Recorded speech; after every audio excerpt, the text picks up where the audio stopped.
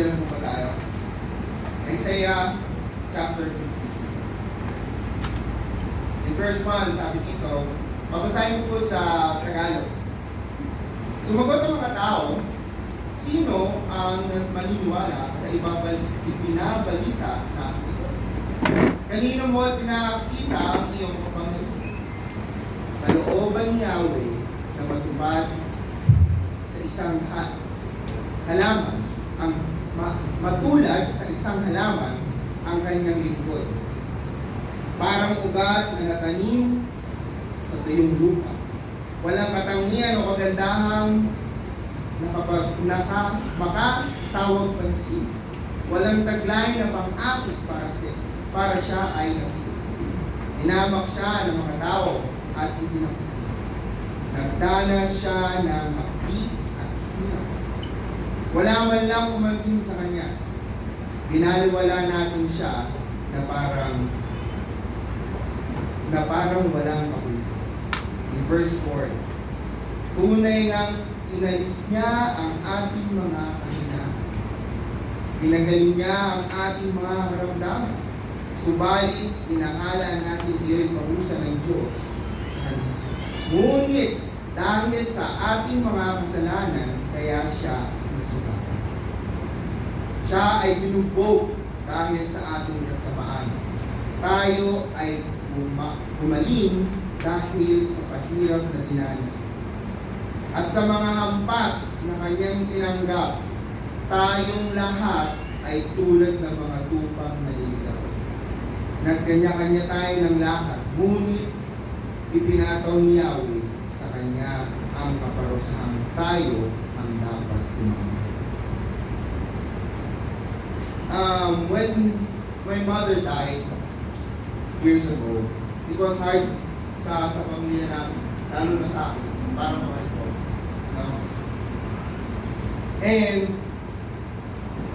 ang isang paraan para mapanatili ko siyang buhay sa akin is alalahanin yung buong pagkatao.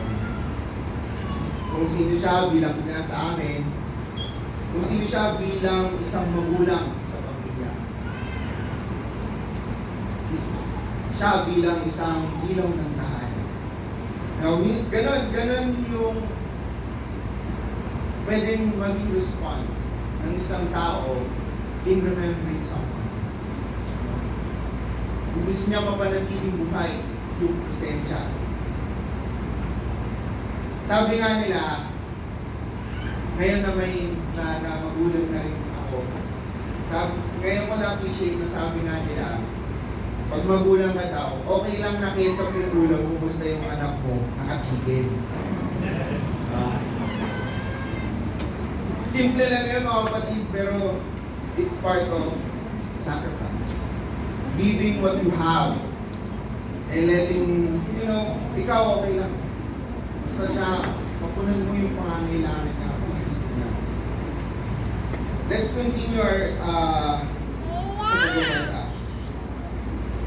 In verse 7, siya ay binugbog at pinahirapan, ngunit hindi kumubog kahit isang salita. Tulad ay tupang nakatakdang patayin, parang korderong hindi tumututol kahit nagubitan, at hindi umiimik kahit kaunti man. In verse 8, nang siya'y hulihin at hatulan upang mamatay, wala man lang nagtanggol sa kanyang kalagayan. Siya ay pinatay dahil sa sala ng sangkataon.